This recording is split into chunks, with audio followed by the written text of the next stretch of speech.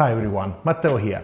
In this video I want to share with you my go-to technique and recipe using the Orea V3 2 cups with the Kalita paper filters 185. For this video I'm using the new Orea V3 Basalt, but you can use any other V3 2 cups. It doesn't matter, it works pretty much the same. I have already published videos and techniques with recipes using the Orea V3 1 cup that you can use as a reference when you want to brew with the 2 cups, but I wanted to create one that specifically suits this bigger brewer. Before jumping into the specification of this dripper, I just want to tell you that if you don't have an Orea brewer or the other accessories, but you are interested in getting some, you can get a 10% discount on any Orea product on their website by following the links in the description box below, or just using the code Matteo from the Swamps at the checkout. The difference between the 1 cup and the 2 cups is simple. The 2 cups is taller, but the steepness of the wall and the bottom ring design are exactly the same. This won't compromise the flow rate even if you switch from the 1 cup to the 2 cups, like for example happens with the Kalitas. The advantage of the 2 cups is not only the amount of coffee that you can brew with it, but is also the quantity of water you can pour inside the brewer. Because it's taller, you can pour a larger amount of water for each pulse, so you can create a more flexible style of recipes compared to the 1 cup. So it's a brewer that I suggest for long pours, or if you want to brew coffee for 2 people. Now let's talk about how to place the Kalita paper filter in the brewer. I think it's very important to have a consistent method when we place the paper filter, and now I want to show you mine. First of all, always get the filter from the bottom. In this way the paper ridges will be more open and pouring water will be easier. Also, it's easier to recollect the ground coffee if stuck in between. Then, as you use the filters, the one in the middle will get a more open shape as the external ones. Consistency. Then I get a milk pitcher, but you can also use your kettle, no problem.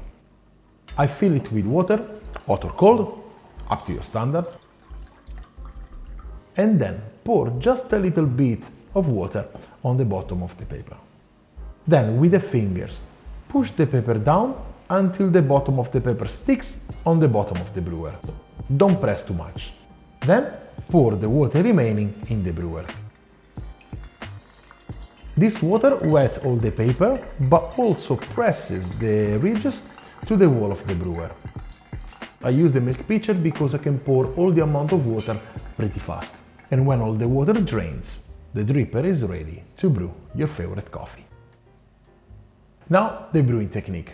This consists of a 4 pours method where the total amount of water is 300 grams. And we're gonna apply 60 grams of water for the first pour, the second 70 grams of water, the third 80, and the last one 90 grams. Basically, I increase 10 grams of water on every following pour. The interval between pours is 40 seconds for all of them, but this can change depending on coffee.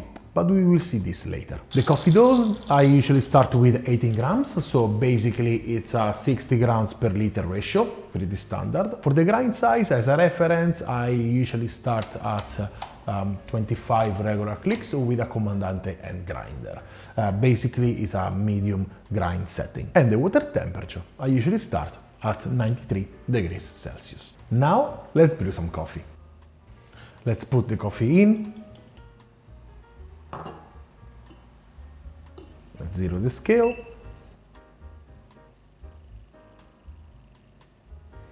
And let's start pouring water. 60 grams of water.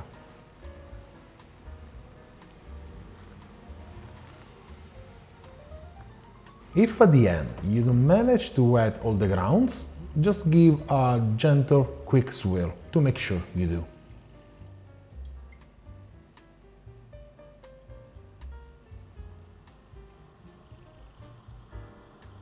Okay, now let's wait until the 40 seconds mark.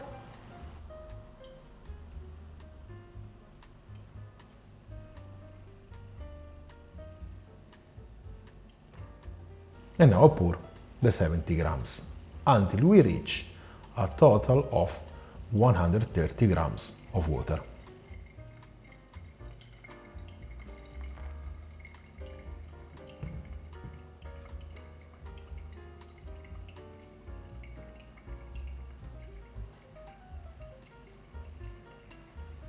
Now, when we going to apply the third pour, the 80 grams, we need to make sure that all the water from the second pour is all drained. If when you brew your coffee it doesn't, then you need to change some variables, and we will see later.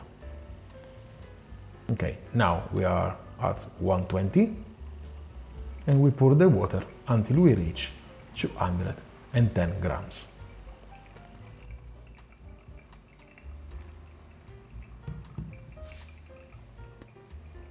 Okay, these first 3 pours should be pretty much the same in terms of water flow from the kettle, so try to keep the same speed.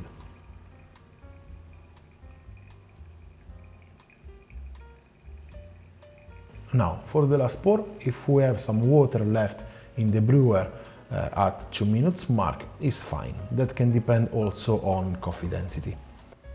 Now I apply the last 90 grams of water, just a bit more gently compared to the previous pours.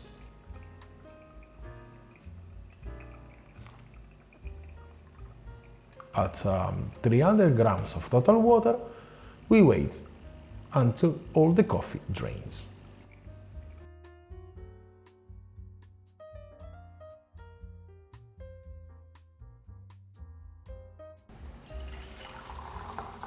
Okay, now it's finally time to drink the coffee. I have already shared other brewing techniques on my channel where we can control the extraction by reducing the interval between pours, or reducing the water flow rate from the kettle as we pour the water. With this technique, instead, we increase the amount of water on every following pour. And what I usually achieve in the cup when I use this pouring pattern is more brightness and vibrancy of the acidity. Now let's talk about how to control this technique by changing variables. If you want to change the coffee to water ratio, I suggest to change just the coffee dose, but not the quantity of water, so the pattern will be all the time the same. So for example, you can use 19 or 20 grams of coffee if you want more strength in your cup. When I use 18 grams of coffee and the other variables that I mentioned before, I usually get a TDS of 1.40 or above. And usually I'm very happy with that. You can also play with the pours interval. Now the standard that I also like to use for this recipe is a 40 seconds interval between pours. I usually use this interval mainly for natural processed coffee or slightly fermented ones. For washed coffees and also like more dense ones, I usually increase this interval to 45 seconds because they usually drain a bit slower. Instead, for very low dense coffee that usually drain pretty fast, I decrease this interval to 35 or even 30 seconds. Another variable that you can change, of course, is the grind size. Coarser grind size reduces the contact time, so the coffee will drain faster, and vice versa with the finer grind size. So yeah, you can play with the grind size based on how is the flow that you get while you brew your coffee. If the flow rate is nice, but you want to get a bit more sweetness in your cup, I suggest you to increase the water temperature. Higher energy, higher extraction. With very fermented coffee that usually drain very fast and also are easy to extract, I decrease the water temperature to 90 degrees Celsius or even below. This is my suggestion on how to change variables, but remember that it always depends on your taste. And most important thing, remember to change only one variable at a time. Okay, one last note that I want to add is that if you want to use this technique to brew a bigger amount of coffee, like for example 30 grams of coffee with 500 grams of water, you can. What I do is increase each pour with an additional 50 grams of water. So the first pour will be 110 grams of water, the second 120, the third 130, and the last one is 140. And also I increase the interval between pours to 45 or 50 seconds, depending on coffee. The grind size and the water temperature I usually keep the same, but then you can change based on coffee, as I explained before. I thought it was nice to share with you a method that you can use even if you want to do a bigger brew or you want to brew coffee for 2 people. Now you easily can without compromising the result. Now I think you're ready to start to brew with this technique and to find your own way to achieve a tasty cup of coffee. And I would love to hear from you. So let me know if you are going to try it or if you want to share your feedback with me. Also, I don't have any name for this technique. So if you have any idea, just drop a comment in the section below. Thank you very much for watching. I really hope that this video will be helpful to you to achieve a great cup of coffee using the Orea B3 chew cups. I can't wait to see you in my next videos, and in the meantime I wish you a wonderful day and delicious coffee. Ciao!